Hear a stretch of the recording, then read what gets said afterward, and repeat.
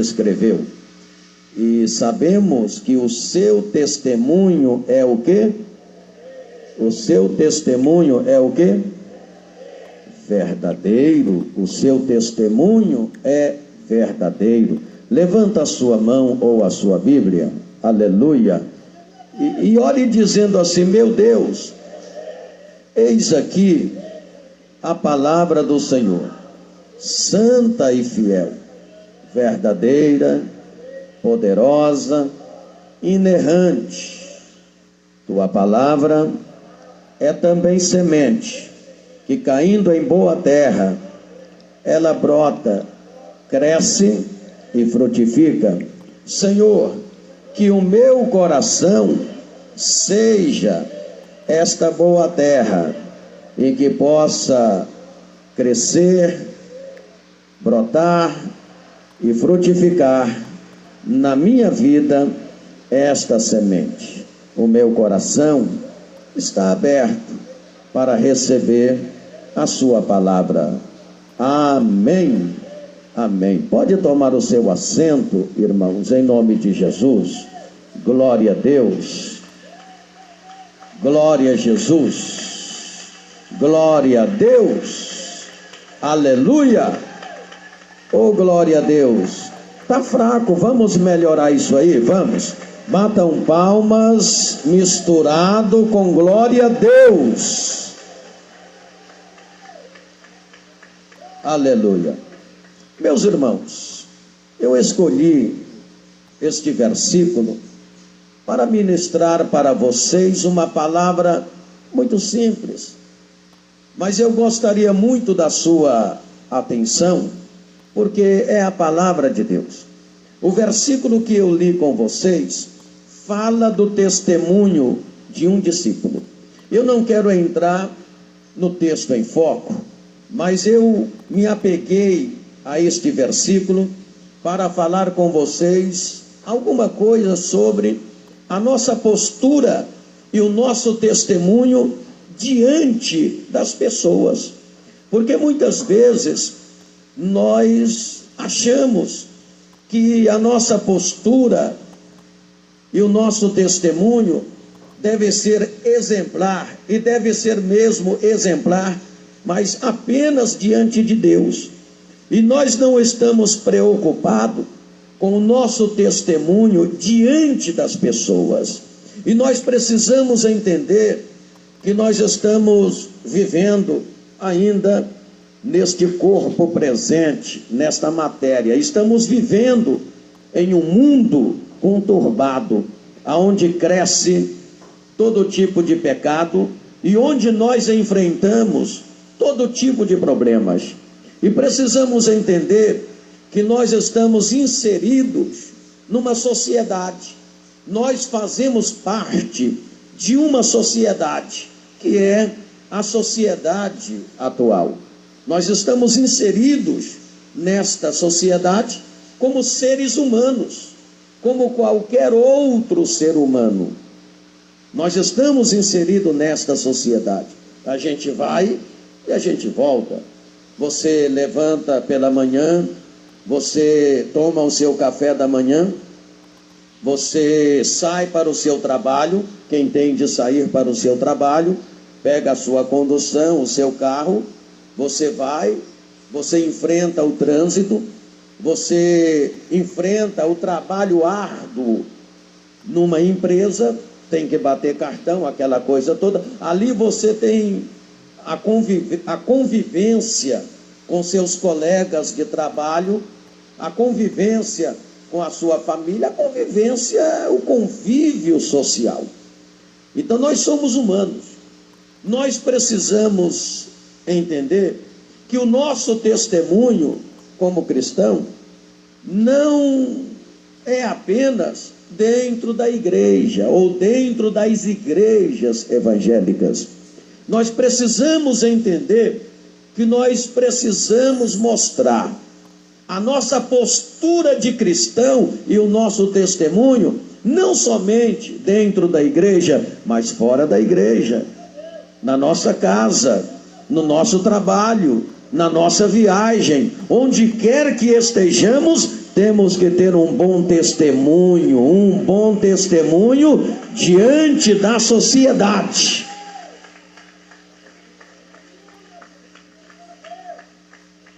Então a nossa responsabilidade não é só com a igreja, a nossa responsabilidade não é somente diante do ministério, a nossa responsabilidade não é somente com Deus, a nossa responsabilidade abrange também a sociedade em geral.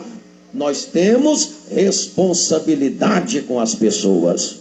Diga comigo, responsabilidade com as pessoas. Quando eu digo responsabilidade com as pessoas, eu estou dizendo responsabilidade com os outros. Estou falando sobre o nosso testemunho fora da igreja. Então, qual é a nossa responsabilidade para com os outros? Seja ele cristão ou não cristão. Qual é a nossa responsabilidade? Então, número 1, segundo a Bíblia Sagrada, nós devemos ser longânimo para com todos. Diga comigo, longânimo para com todos. E às vezes nós não somos. Às vezes nós somos afoitos demais. Nós não temos muitas vezes nenhum sentimento de longanimidade com as pessoas. Uma vez que Deus usou e sempre usa de longanimidade conosco. Quando eu olho para a Bíblia Sagrada, em 1 Tessalonicenses, capítulo 5, versículo 4, ali o texto trata disso.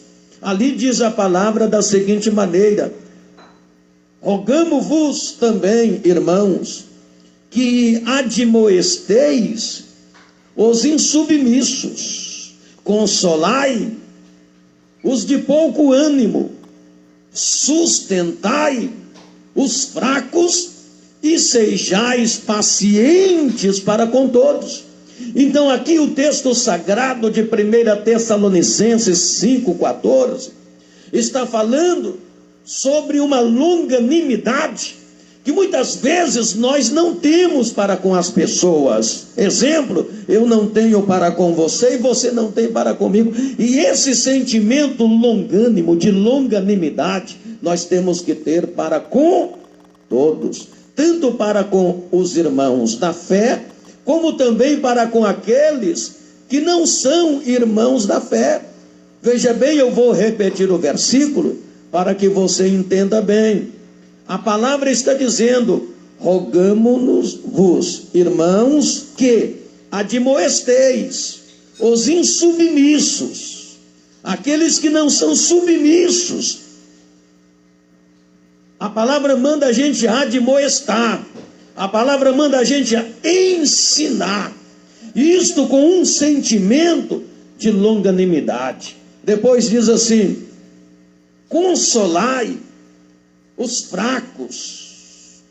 Então a palavra manda a gente ser longânimo com os fracos. E às vezes a gente não quer suportar os fracos. Depois diz assim: suportai os fracos e sejais paciente para com todos. Então aí está falando de longanimidade. Da mesma forma que Deus usou de longanimidade para conosco, nos suportando, nos perdoando, nos consolando, fazendo a gente entender o caminho que Ele traçou para nós. Da mesma forma, nós devemos agir com os nossos irmãos, ou com o nosso semelhante, com o nosso próximo, porque esta é a vontade de Deus.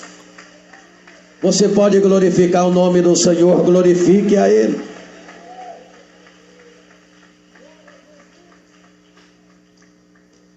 Qual é a nossa responsabilidade para com as pessoas? Então, primeiro, devemos ser longânimo para com todos. Em segundo lugar, nós devemos amar a todos. Diga comigo, devo amar a todos. Diga mais alto, devo amar a todos. E esse amor não é um amor limitado só dentro da igreja. Porque às vezes achamos que este amor é um amor limitado, só existe dentro da igreja. Não, é um amor que abrange a todos. Nós devemos amar tanto os irmãos da fé, como aqueles que não são irmãos de fé. Nós devemos amá-los em Cristo Jesus. Não só os filhos de Deus, mas toda criatura de Deus nós devemos amar. Assim como o Senhor nos amou. Veja bem, no versículo 12 do capítulo 3 de 1 Tessalonicenses, trata disso. 1 Tessalonicenses, capítulo 3, versículo 12. O que diz a palavra ali? Ali diz o seguinte: e o Senhor vos aumente e faça abundar em amor. Abundar significa crescer, aumentar, progredir. Olha só, e o Senhor vos aumente e faça abundar em amor, em caridade, uns para com os outros e para com todos, como também abundamos para convosco. Então é isto que está dizendo a palavra de Deus. Nós temos uma responsabilidade de amar a Deus acima de todas as coisas, mas temos a responsabilidade de amar a todos os irmãos de fé, e mesmo aqueles que não são irmãos de fé, nós temos a mesma responsabilidade de amá-los.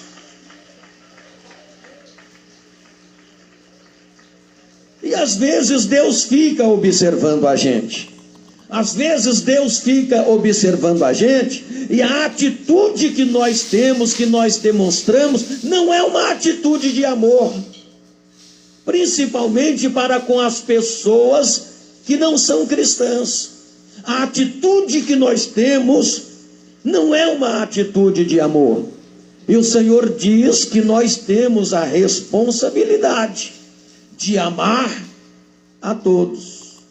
Então o Senhor está falando, através da sua palavra, repito, em 1 Tessalonicenses capítulo 3, versículo 12, e o Senhor vos aumente, e faça abundar em amor, e em caridade para com os outros e para com todos. Então esta é a vontade de Deus. Não esquece que antes de qualquer crítica, antes de você falar alguma coisa sobre alguém, não esquece que antes disso, o Senhor disse que você precisa amá-lo. Amá-lo. Você tem uma responsabilidade de amá-lo. Amá-lo em Cristo Jesus. Pode glorificar ao Senhor. Ei, eu estou falando da nossa responsabilidade para com as pessoas. Primeiro, ser longânimo com todos. Segundo, amar a todos. Terceiro, devemos viver em paz com todos.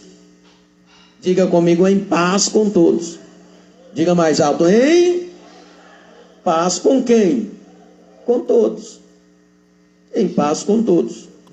Aí eu vou para Romanos capítulo 12, versículo 18. O que a Bíblia diz em Romanos, capítulo 12, versículo 18? Diz assim, ó: se for possível, quando depender de vós. Aí a Bíblia é bem enfática. A palavra de Deus não deixa nenhuma dúvida. Nenhuma dúvida. Olha só, eu vou repetir. Romanos capítulo 12, versículo 18. Presta atenção na colocação do texto. Olha só. Se for possível, quando depender de vós, tende paz com todos os homens. Por que a palavra do Senhor está dizendo, se for possível, quando depender de vós?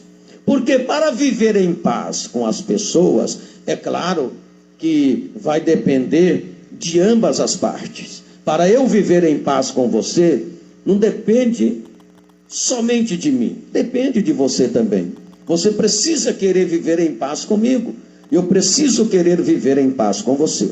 Às vezes eu quero viver em paz com você e você não quer viver em paz comigo, entende? Então fica uma situação meia que desagradável. Ora, se você não quer a minha aproximação de você, então eu não vou e nem devo me aproximar de você em determinados momentos. Mas isto não significa dizer que eu estou em guerra com você. Assim que você quiser, eu estarei me aproximando de você com toda a paz do mundo. Então a palavra está dizendo aqui: se for possível, quando depender de vós, tende paz com todos os homens. Então, se depende de você, não fique criando confusão com ninguém. Evite os atritos, evite as arestas, evite as contendas, evite o disse-me-disse, evite a murmuração, abrace as pessoas, viva em paz com as pessoas, tenha paz com todos. É assim que a palavra de Deus está mandando. Se possível, quando depender de vós, tendes paz com todos os homens. Mas às vezes nós não queremos, pastor Manuel. Às vezes nós não queremos. Nós somos pessoas que gostamos de um disse-me-disse, gostamos de uma guerrinha aqui, uma guerrinha ali.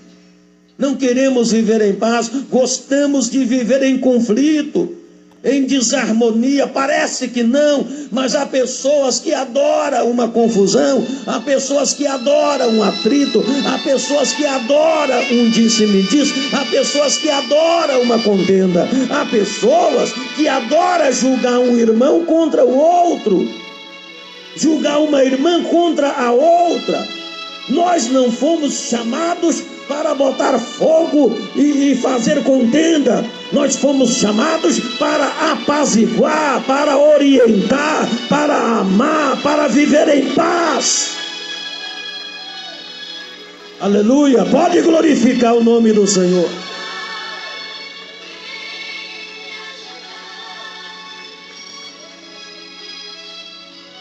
É uma das nossas responsabilidades como servos de Deus. Eu estou falando de responsabilidade nossa para com as pessoas. Quais são? Quarta responsabilidade nossa para com os outros: tratar a todos com honestidade. Ei, diga comigo: tratar a todos com honestidade. Diga mais alto: tratar a todos com quê? Epa, tem gente que falou assim meio engasgado. Com quê? Com quê? Honestidade. Custa ser honesto com as pessoas. Eu preciso ser honesto com você, você precisa ser honesto comigo, você precisa ser honesto com o seu patrão, com a sua patroa, o seu patrão, a sua patroa precisa ser honesto com você. É assim. O que a Bíblia Sagrada diz nesse caso? O que a palavra do Senhor diz? Em Romanos capítulo de número 12, versículo 17. Romanos capítulo 12, versículo 17. Diz assim, ó: